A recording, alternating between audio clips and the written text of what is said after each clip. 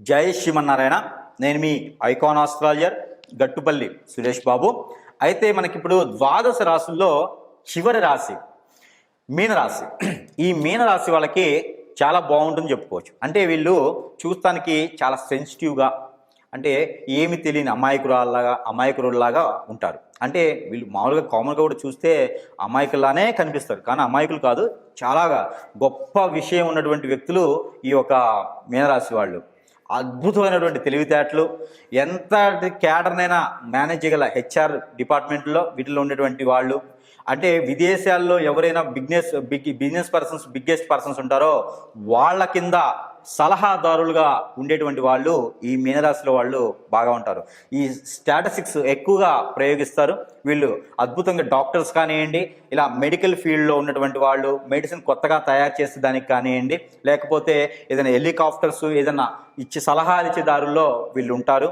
అంటే ఎక్కువగా వీళ్ళు ర్యాకెట్లు, హెలికాప్టర్లు, బాంబులు తయారీ, అలాగా దేశాన్ని రక్షించే వాటిల్లో సలహాదారులుగా ఉండేటువంటి వాళ్ళలో ఎక్కువ శాతం మీనరాశి వాళ్ళు కనిపిస్తూ ఉంటారు.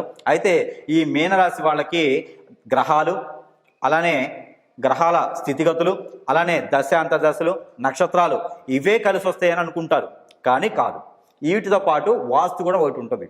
ఈ వాస్తు కూడా సరిగా లేకపోతే ఈ వాస్తు ప్రభావితం, అంటే మనం నివసించేటువంటి గృహం ఏదైతే ఉందో ఈ గృహము అద్దెదైనా బాడిగదైనా, లేదా మనకి గిఫ్ట్ వచ్చినా, లేదా మన సొంతదైనా సరే, మన పూర్వీకులు మనకి ఇచ్చింది గిఫ్ట్ అంటారు, అలా అయినా వచ్చినా, అలా మనకి సొంత గృహం మనం కష్టపడి కొనుక్కున్నా కూడా ఈ వాస్తు సంబంధించి బాగలేకపోతే, ఇంట్లో ఎక్కడైనా బాగలేకపోతే అశాంతి, మనశ్శాంతి ఉండకపోవటం అలా జరుగుతూ ఉంటుంది.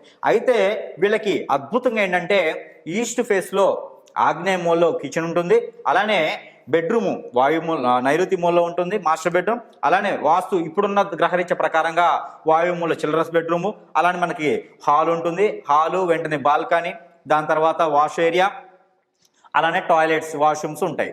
ఇది ఇప్పుడు ప్రజెంట్ నడుస్తున్నటువంటి వాస్తు.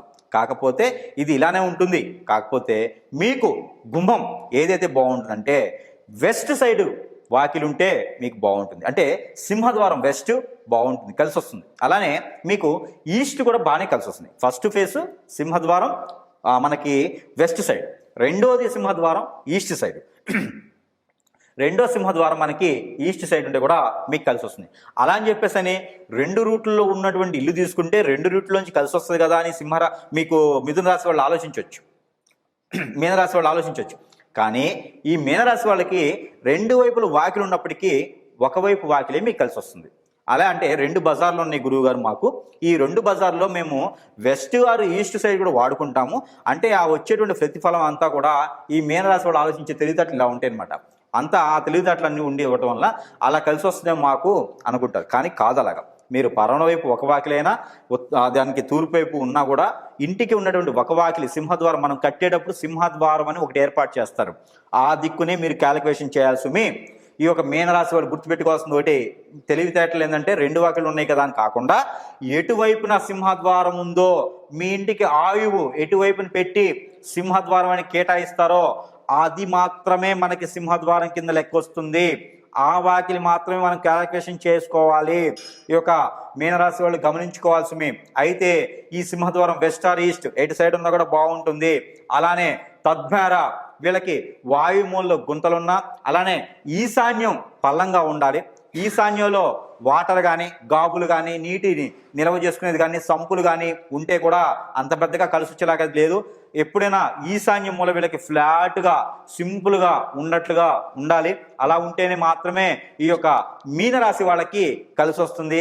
కావున వీళ్ళకి చేపల చెరువులు వేసేస్తా, నేను ఉత్తరం వైపున గొయ్యి తీసేసి వాటర్ సేవ్ చేసి దాంట్లో అక్వేరియం పెడతా అంటే అంతగా కలిసి వచ్చేదానికి ఉండదు. వీళ్ళకి ఈశాన్యం బాగా ఉండదు కాబట్టి ఈశాన్యం మూల వీళ్ళకి అనేది బాగా కలిసి రావాలంటే కనుక ఈశాన్యం వీళ్ళకి ఫ్లాట్గా ఉండాలి. ఏది ఉత్తర ఈశాన్యం వీళ్ళకి ఫ్లాట్గా ఉంటే కనుక బాగా కలిసి వస్తుంది. అలానే కనుక తూర్పు ఈశాన్యంలో మీరు తులసి కోట ఉంచినా, దక్షిణంలో మీరు దక్షిణ ఆగ్నేయలో తులసి కోట ఉంచినా, లేదా తూర్పు ఆగ్నేయలో తులసి కోట ఉంచినా కూడా మీకు కలిసి వస్తుంది. అత్తవారింటి దగ్గర మీకు కలిసి రావాలి, ఆడపిల్లలకు కానీ మగపిల్లలకు కానీ మీనరాశిలో అత్తవారింటి దగ్గర మీకు కలిసి రావాలంటే కనుక తూర్పు వైపున ఉన్నటువంటి గుమ్మం ఉంటే, తూర్పు వైపున ఉన్నటువంటి మీకు సింహద్వారం ఉంటే కనుక బాగా కలిసి ఉంటుంది. మీకు వేరే దిక్కున గుమ్మం ఉంది గురువుగారు, ఇప్పుడు మా వల్ల కాదు అంటే మనం చివరిలో ప్రెడిక్షన్స్ ఉంటాయి, అవి చెప్పుని చూద్దాము. అయితే మీకు ఇంకోటి, వాస్తు ప్రకారంగా ఆగ్నేయంలో గనక మీకు సంపు కానీ, ఆగ్నేయంలో ట్యాప్ కానీ, అలానే ఆగ్నేయలో స్టోరేజ్ పెట్టుకున్నటువంటి వాటర్ కానీ ఉంటే అంతగా కలిసి రాదు.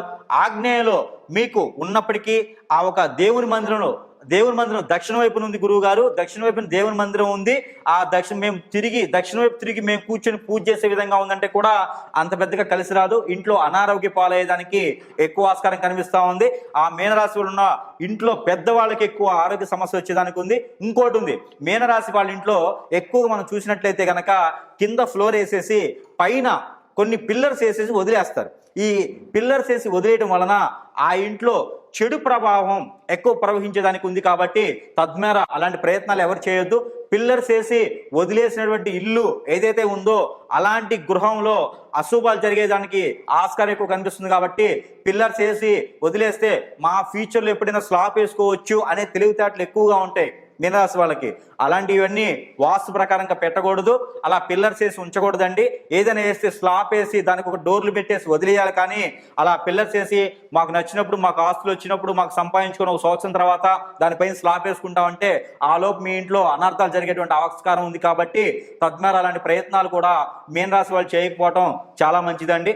ఎంతవరకు వాస్తు ఉందో, ఎంతవరకు గృహం ఉందో మీ అంతవరకు చేసుకోవాలి. మీకు ఓన్గా సొంతగా కనుక ఇల్లుంటే కనుక మీ ఇంటి చుట్టూతా కాంపౌండ్ హాల్ అనేది కూడా ఒకటి ఏర్పాటు చేసుకోండి. ఆ కాంపౌండ్ హాల్ లోపల కనుక మీరు తూర్పు వైపున భాగంలో, ఆగ్నేయంలో కావచ్చు, ఈశాన్యం పూర్తిగా కాకుండా రెండో భాగం ఈశాన్యం అంటారు, అంటే మీకు తూర్పు వైపు నుంచి దొరికేటువంటి ఈశాన్యం, మనకి దేవుడి మందిరం పెట్టుకుంటారు కిచెన్లో అయితే, అట్లాంటి స్థలాల్లో కనుక మీరు తులసి కోటను పెట్టి పూజించినట్లయితే మంచి కలిసి వస్తుంది. అలానే మీకు రావి చెట్టు, అలానే మీకు ఈ ఇంటి బయట మీకు ఇండిపెండెంట్ హౌస్ ఉంటే కనుక ఆ ఇంటి బయటను కనుక మీరు నేరేడు చెట్టుని కనుక వేసినట్లయితే బాగా కలిసి వస్తుంది.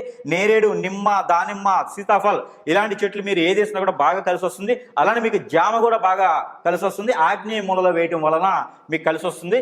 మీకు వాస్తు నేను చెప్పినట్టు కాకుండా మీకు వేరేలా ఉంది కానీ మీకు కలిసి రావట్లేదు, మరి ఏం చేయాలి గురువు గారు, మేము ఇప్పుడు మారేదానికి లేదు అనుకుంటే మీకు వెసులుబాటు మాత్రమే కల్పించేలాగా ఉంటుంది. కాబట్టి ఆ ఒక వెసులుబాటులో మీరు కొంతమేర అదృశ్యం పొందేసి అతి త్వరగా మీరు వాస్తుని కనుక మార్చుకున్నట్టయితే బాగుంటుంది. కాబట్టి తద్మేర మీరు చేయాల్సినటువంటి పని ఏంటంటే కనుక ప్రతి నిత్యము కూడా మీరు ఇంట్లో ఆవు పంచకం చల్లడం, లేదా ఆవు పంచకంలో గంధము, పసుపు కలిపి చల్లడం ద్వారా మీకు ఇంట్లో ఉన్నటువంటి వాస్తు ప్రభావిత దోషాలు కొంతమేర తొలగిపోతాయి.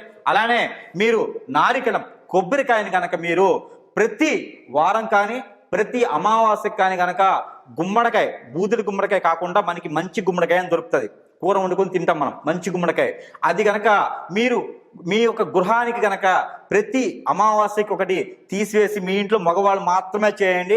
నేనున్నాను ఇంటికి పెద్ద, నేను చేసేస్తానని కాకుండా ఏ రాశి వాళ్ళు మీ ఇంట్లో ఉన్నప్పటికీ మీనరాశి వాళ్ళ ఇంటి పేరు మీద ఉంటే కనుక, సపోజ్ మీ పేరు మీద ఇల్లు ఉంది, మీరు మీనరాశి ఆడవాళ్ళు అయి ఉన్నారు లేదా పెద్దవాళ్ళు అయి ఉన్నారు, కానీ మీ ఇంట్లో ఎవరైతే చేతైనా చేయించవచ్చు. ఇంటికి కనుక దిష్టి తీసి ఆ దిష్టి తీసిన దగ్గరే కాకుండా ఈ కొబ్బరికాయ అయినా లేదైతేనా గుమ్మడికాయ అయినా సరే దాని మీద పచ్చ కర్పూరం కానీ ముద్ద కర్పూరం కానీ పెట్టి అమావాస్య రోజు మీకు కుదిరితే అమావాస్య ముందు రోజు అయినా సరే ఆ ఒక సింహద్వారానికి దిష్టి తీసి బయట దూరంగా వెళ్ళేసి, ఎక్కడికైనా ఇంటి బయటికి దూరంగా వెళ్ళేసి, అంటే సుదూర ప్రాంతానికి అని చెప్పి తిరుపతికో కాశీకో వెళ్ళి కొట్టొద్దండి, మీ ఇంటికి 1 కిలోమీటర్ దూరంలో వెళ్ళేసి అది పగలగొట్టేసి వెనక్కి తిరిగి చూడకుండా వచ్చినట్లయితే కనుక మీ ఇంటి వాస్తు ప్రకారంగా ఉన్నటువంటి దోషం ఉన్నప్పటికీ కొంతమేర వెసులుబాటు దొరికేదానికి ఆస్కారం ఉంది. ఇట్లానే మొన్న ఏమైందంటే ఒక గుమ్మడికాయ తీసుకెళ్ళి ఇంటికి దూరంగా కొట్టమంటే ఒక పెద్ద సంచిలో వేసుకుపోయేసి ఆర్టీసీ బస్సు ఎక్కేసి వేరే ఊరు వెళ్ళిపోయి కొట్టాడు. అందుకని చెప్పి నేను పర్టికులర్గా చెప్తా ఉన్నదంటే 1 కిలోమీటర్ దూరంలో వెళ్ళేసి మీరు రోడ్డుకి పక్కన కొట్టేస్తే సరిపోతుంది. ఇంకోటి మీరు గుర్తుపెట్టుకోవాల్సింది ఏంటంటే దిష్టి తీసింది ఏదైనా సరే రోడ్డు మధ్యలో వేయడం అనేది అది చాలా పాపం అండి. ఎవరికైనా పిల్లలకు కానీ పెద్దలకు కానీ షాపులకు కానీ దిష్టి తీసి అలా నిమ్మకాయలు, అలా కట్టినటువంటి మిరపకాయలు, బొగ్గులు ఇవన్నీ కూడా రోడ్డు మధ్యలో వేస్తారు. ఇది వాళ్ళ షాపుకు కానివ్వండి, వాళ్ళకు కానివ్వండి, అది అనారోగ్యం. అది దానివల్ల మీకు అనుకుంటారు ఆ రోజు దృష్టి పోతుంది అని. తద్వారా ఈ యొక్క మీనరాశి వాళ్ళకి ఎందుకు చెప్తున్నానంటే, దిష్టి తీసింది రోడ్డు మీద వేయకూడదు. రోడ్డు పక్కన ఇక్కడ పొదలుగా ఉన్న చెట్లలో కానీ పారేటువంటి నీటిలో కానీ వేస్తే చాలా మంచిది. అన్ని రాసుల వాళ్ళకు కూడా చెప్పగలిగింది ఏంటంటే, ముఖ్యంగా ఎవరికైనా దిష్టి తీసి ఇంటికి కానీ షాపుకి కానీ ఏదైనా మీకు కానీ దిష్టి తీసుకుంటే అవి రోడ్డు మీద వేయటం వలన మీకు దిష్టి పోయింది అనుకుంటారు. దాని వలన మీకు పాపం తగులుతుంది. కావున మీరు ఎవ్వరు కూడా దిష్టి తీసుకొని రోడ్డు మీద మాత్రం వేయకండి. ఎక్కడైనా బండి తొక్కించడం వల్ల మా పాపాలన్నీ తొలగిపోయి మా దిష్టి అన్ని తొలగిపోతుంది అనుకుంటారు. ఆ తొక్కడం ద్వారా దాని లోపల ఉన్న దిష్టి అంతా కూడా మళ్ళీ పరిగెత్తుకుంటూ నీ షాపులకు వస్తుంది. దానివల్ల మీకు ఒకేసారి దెబ్బ పడిద్ది. అందుకని మీరు ఒకసారి చెడునేది ఇంటికి దూరంగా షాప్కు దూరంగా వేసుకునే ప్రయత్నాలు చేయండి. తద్వారా ఈ చిన్న చిన్న పరిహారాలు చేసుకొని ఈ యొక్క మీనరాశి వాళ్ళందరూ కూడా సుఖ సంతోషాలతో ఉండాలని నేను కోరుకుంటా ఉన్నాను. జై శ్రీమన్నారాయణ.